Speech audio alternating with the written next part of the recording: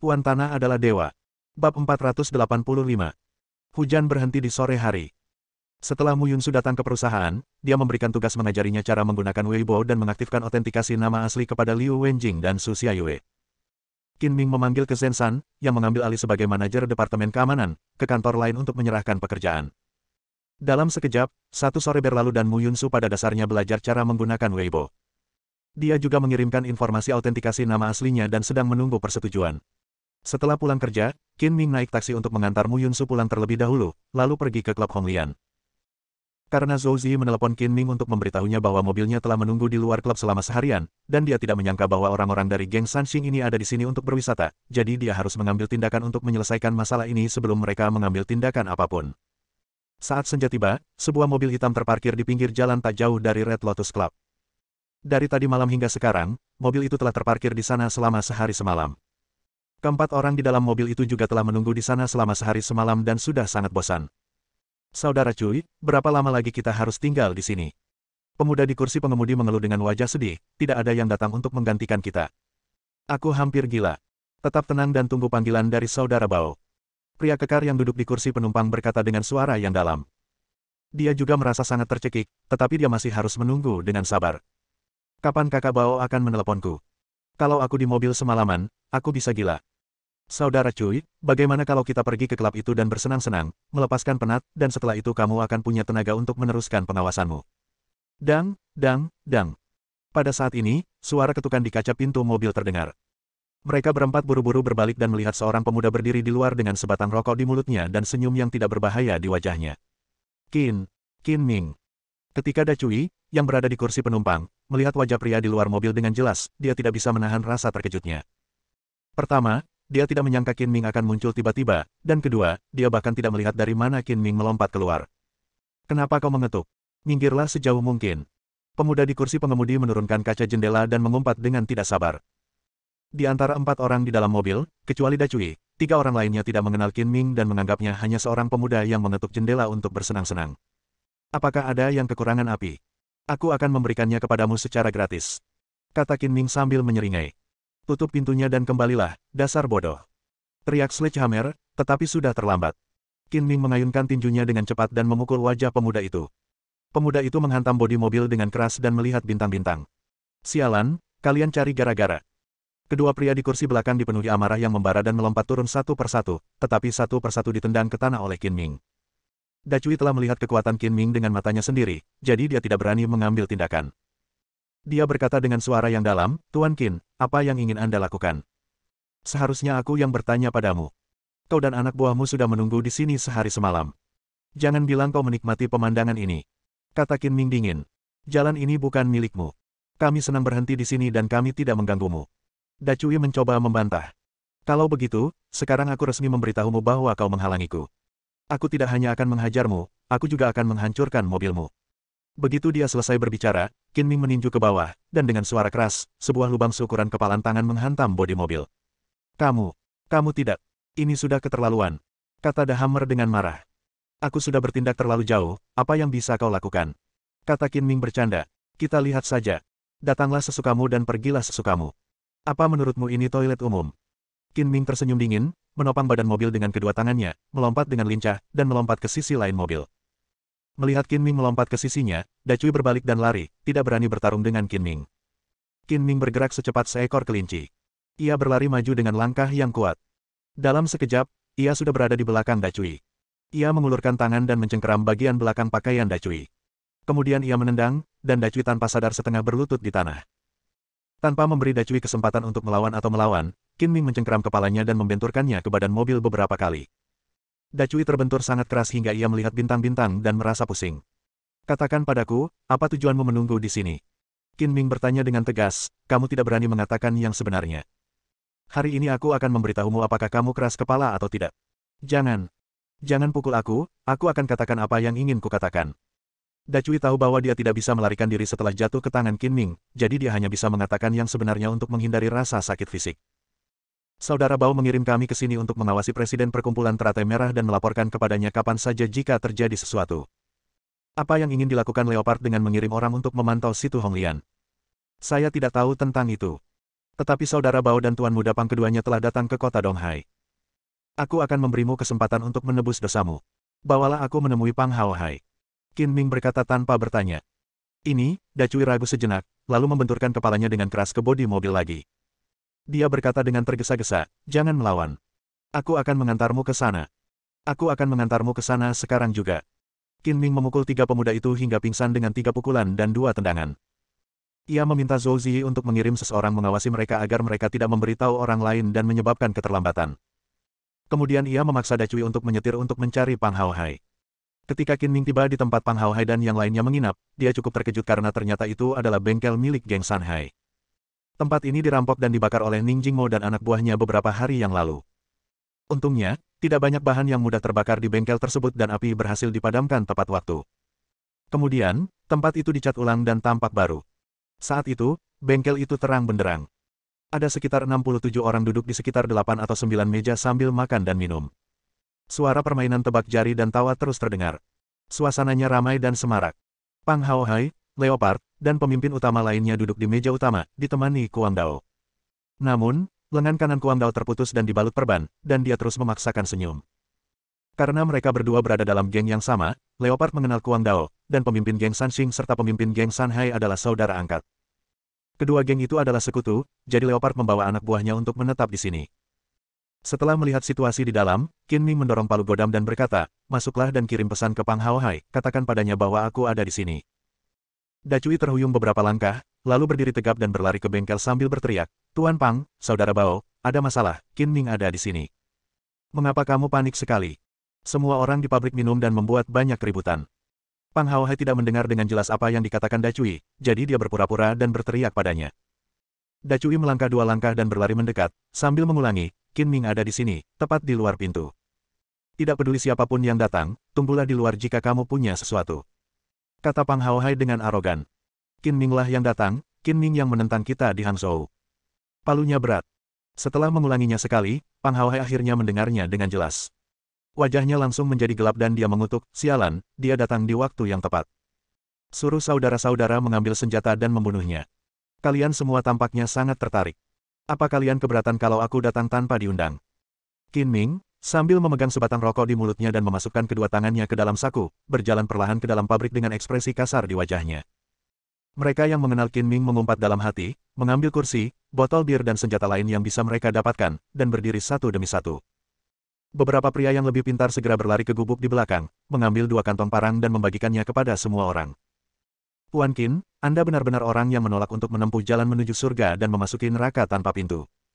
Sekarang setelah Anda menyerahkan diri kepada saya, lupakan tentang pergi malam ini. Pang Hao Hai masih ingat dengan jelas kejadian di malam hari ketika Qin Ming menjatuhkannya.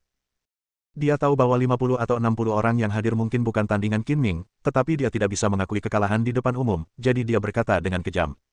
Biar saya koreksi. Anda salah bicara. Anda adalah orang-orang yang tidak bisa keluar malam ini, kata Qin Ming bercanda, sama sekali tidak menganggap serius orang-orang ini. Wajah Leopard tampak muram.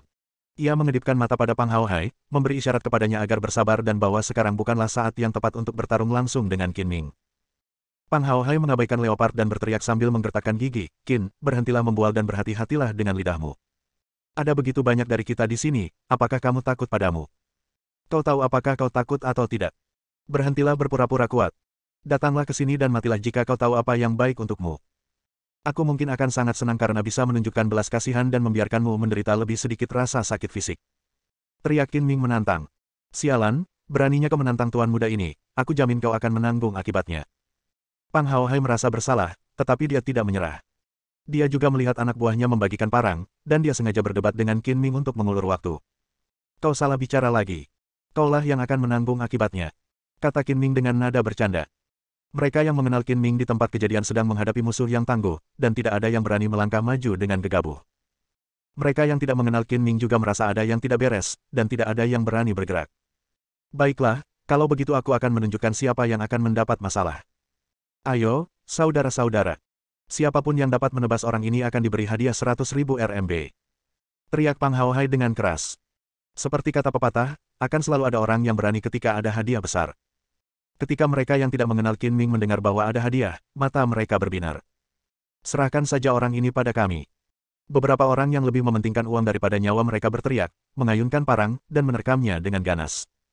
Ayo, kalian semua, serang aku. Aku akan menghadiahi kalian 100.000 jika kalian berhasil melukai anak ini sekali saja.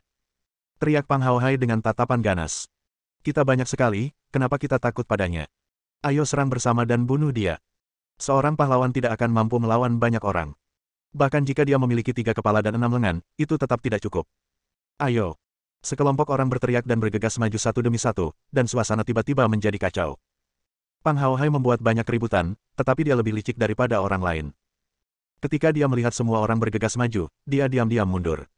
Qin Ming mengambil tongkat besi dan bergegas maju seperti seekor harimau yang turun dari gunung. Tongkat besi di tangannya seperti tombak yang tak terkalahkan, menari-nari ke atas dan ke bawah, dan semua orang yang terkena jatuh ke tanah sambil meratap. Aduh, aduh. Qin Ming yang memegang tongkat bagaikan manusia di ruang hampa, tak terhentikan, orang-orang dan kuda berjatuhan dimanapun dia lewat. Dia mengacungkan tongkat besi, menyerbu ke depan, menjatuhkan semua orang di kedua sisi, dan bergegas menuju Pang Hao Hai. Bab 486. Qin Ming menyerang dengan kekuatan yang tak terhentikan. Semua meja terbalik, piring dan botol anggur pecah di tanah, dan jus sayuran berceceran. Mereka yang mencoba menghentikannya dipukuli hingga jatuh ke tanah, membuat suasana menjadi kacau. Sial, apakah orang ini masih manusia? Kenapa dia begitu ganas? Hanya dalam beberapa menit, setengah dari orang-orang itu jatuh, tetapi Qin Ming tidak terluka. Pang Hao Hai sangat takut sehingga kulit kepalanya mati rasa dan dia melangkah mundur berulang kali. Kuang Dao sudah menghindar jauh dan tidak ingin terlibat. Lengannya patah dan tidak berdaya meskipun dia ingin melakukannya. Wajah Leopard muram, dan dia tidak pernah mengambil tindakan apapun. Dia melihat separuh anak buahnya jatuh ke tanah. Sisanya ketakutan dan tidak berani bergerak maju dengan gegabah. Mereka sama sekali tidak bisa menghentikan Qin Ming. Dia berteriak, berhenti. Qin Ming menutup telinga terhadap kata-kata Leopard dan terus menyerbu menuju Pang Hao Hai. Hentikan dia. Tidak ada seorang pun di depannya, Pang Hao Hai berteriak panik dan berbalik dan berlari. Berhenti. Macan tutul melompat maju sambil memegang parang di tangannya, menghalangi jalan Qin Ming. Qin Ming tidak melambat, dan mengayunkan tongkat besi itu bagaikan 1000 pasukan, memaksa Leopard mengayunkan pisaunya untuk menghalangi. Dengan suara, bang, yang keras, Leopard merasakan lengannya mati rasa dan parang terjatuh dari tangannya. Segera setelah itu, tongkat besi Qin Ming tersapu kembali. Dia tidak dapat menghindar dan terkena pukulan di bahunya. Dia jatuh ke tanah dan lengannya sakit seperti patah. Pang Hao Hai berbalik dan melihat pemandangan ini, dan berlari lebih cepat. Qin Ming mencibir dengan muram, menggunakan batang besi sebagai lembing, dan melemparkannya dengan keras. Ah! Batang besi itu terbang lurus dan menusuk bahu Pang Hao Hai. Pang Hao Hai menjerit seperti babi yang disembelih dan jatuh ke tanah. Sekarang kamu tahu siapa yang akan menanggung akibatnya. Qin Ming bergegas maju, menginjak Pang Hao Hai, dan mengulurkan tangan untuk mencabut batang besi itu. Darah langsung mengalir keluar dari luka Pang Hao Hai, menyebabkan dia melolong kesakitan. Wajahnya berubah karena kesakitan yang amat sangat, dan kepalanya dipenuhi butiran-butiran keringat. Kasihanilah, kita bisa bicarakan ini. Leopard bangkit dan berteriak tergesa-gesa tanpa mempedulikan luka-lukanya sendiri. Qin Ming menatap mereka dengan dingin dan bertanya, apa yang sebenarnya ingin kalian lakukan dengan mengirim orang untuk mengintai klub teratai merah? Jika dia berani berbohong kepadaku, aku akan memukul kepalanya dengan tongkat. Aku paling membencimu karena menjadi orang yang tidak tahu malu dan menyerang orang-orang di sekitarku. Teman dan saudara adalah titik lemah Qin Ming. Siapapun yang menyentuh mereka akan mati. Tentu saja, dia tidak akan menunjukkan belas kasihan. Dia mengayunkan tongkat besi itu ke bawah lagi dan menusuk bahu Pang Hao Hai yang lain. Pang Hao Hai berteriak histeris, matanya terbelalak, dan dia pingsan karena kesakitan. Kami memang salah dalam masalah ini, tetapi Anda tidak bisa sepenuhnya menyalahkan kami. Tuan Muda Pang mempercayai fitnah Chen Mingxuan dan Chen Mingxuanlah yang memunculkan ide buruk itu. Demi menyelamatkan nyawa Pang Hao Hai, Leopard memutuskan untuk mengkhianati Chen Mingxuan dan mengalihkan kemarahan Qin Ming. Ada Chen Mingxuan, si pembuat onar ini. Cepat atau lambat kita harus menyelesaikan masalah dengannya. Qin Ming mendengus dingin, untungnya kamu belum bertindak, kalau tidak, aku jamin kamu tidak akan melihat matahari besok. Aku akan mengampuni kamu kali ini, tetapi jika kamu berani melangkah ke kota Donghai lagi, kamu akan mati jika aku bertemu denganmu. Kami akan segera pergi dan berjanji tidak akan menginjakkan kaki di kota Donghai lagi. Leopard segera berkata. Qin Ming mendengus lagi dan pergi. Para perusuh yang masih berdiri tidak berani menghentikannya dan menyerah. Saya tidak merasa lega sampai Qin Ming pergi. Apakah orang ini masih manusia? 50 atau 60 dari kami dipukuli tanpa ada kesempatan untuk melawan. Jika aku tahu hal ini, aku akan berjanji untuk tidak melakukannya. Itu sama saja mengundang masalah. Wajah Leopard tampak muram, seperti air yang akan menetes keluar. Ia maju untuk memeriksa luka Pang Hao Hai dan segera mengirim seseorang untuk membawanya ke rumah sakit untuk dirawat. Beberapa hari berikutnya tenang, dan dalam sekejap mata hari sudah Jumat. Besok, Sabtu, liburan 7 hari pada tanggal 1 Oktober dimulai. Sebagian besar orang di perusahaan telah mengatur rencana perjalanan dan kehilangan semangat untuk pergi bekerja. Setelah pulang kerja, Qin Ming makan malam di restoran dekat perusahaan, naik taksi langsung ke Bandara Internasional Donghai, dan naik pesawat sekitar pukul 8 malam ke Paris untuk mengunjungi Bai Linglong dan Isabella. Akan tetapi, dia tidak menelepon mereka terlebih dahulu untuk memberitahu bahwa dia berencana memberi mereka kejutan.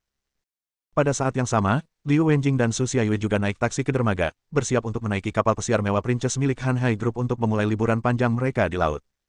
Apakah kartu anggota yang diberikan saudara Qin benar-benar bisa memberi kita makanan, minuman, dan hiburan gratis? Saat senja tiba, Liu Wenjing tiba di dermaga, memegang kartu anggota berlian yang diberikan oleh Qin Ming di tangannya, jantungnya berdebar kencang. Kita akan tahu jika kita mencoba. Hal terburuk yang bisa terjadi adalah perjalanan yang sia-sia. Aku yakin saudara Qin tidak akan berbohong kepada kita. Su Xiaoyue berkata dengan acuh tak acuh. Jika bukan karena kartu gratis yang diberikan oleh Qin Ming, dia tidak akan datang ke kapal pesiar mewah untuk bermain karena dia tidak mampu membayar biayanya. Para wanita, tolong tunjukkan tiket kalian. Sambil berbicara, mereka berdua berjalan menuju gerbang tiket kapal pesiar Princess, dan petugas yang bertugas memeriksa tiket berkata dengan sopan. Kami punya kartu anggota, bolehkah kami ikut? Liu Wenjing buru-buru menyerahkan kartu berlian dan bertanya dengan ragu-ragu. Anggota staf itu mengambil kartu bertatakan berlian ungu itu, memandanginya, dan tak dapat menahan diri untuk tidak mengerutkan kening, sebab dia belum pernah melihat kartu anggota semacam ini sebelumnya. Nona, apakah Anda yakin ini kartu anggota putri? Ini diberikan kepada kami oleh seorang teman. Kabarnya, ini dapat digunakan untuk belanja tak terbatas di kapal pesiar manapun di bawah Han Hai Group. Bisakah Anda membantu kami memeriksanya? Kata Su Xiaoyue. Baiklah, silakan tunggu. Staf itu tidak yakin, jadi dia melaporkan situasi tersebut kepada pemimpinnya melalui interkom dan menjelaskan kartu berlian itu secara rinci. Tidak lama kemudian, seorang pria setengah baya berkepala botak datang berlari dan mengambil kartu berlian dari staf. Ia menjadi semakin bersemangat saat melihatnya dan bertanya, siapakah pelanggan yang memegang kartu itu? Kedua wanita itu. Jawab anggota staf itu. Pria parubaya itu langsung tersenyum, membungkuk, dan bersikap sangat sopan dan hormat, membungkukkan badan dan memberi isyarat mohon. Para tamu yang terhormat, selamat datang di Princess. Silakan datang ke sini. Jika Anda membutuhkan sesuatu di kapal, silakan beritahu kami. Kami akan berusaha sebaik mungkin untuk memenuhi kebutuhan Anda. Kau terlalu sopan. Menghadapi sikap hormat pria parubaya itu, Liu Wenjing dan Su Xiaoyue sedikit tidak nyaman. Dia bahkan lebih hormat daripada ibu mereka sendiri. Tentu saja, merupakan suatu kehormatan bagi saya untuk menerima dua tamu terhormat. Meskipun pria parubaya itu bingung bagaimana kedua gadis muda itu mendapatkan kartu berlian tertinggi milik kelompok itu, dia tidak berani menunjukkan rasa tidak hormat dalam sikapnya. Saya akan segera mengirim seseorang untuk menyiapkan kamar tamu yang paling mewah. Kalian berdua akan menikmati layanan terbaik di kapal.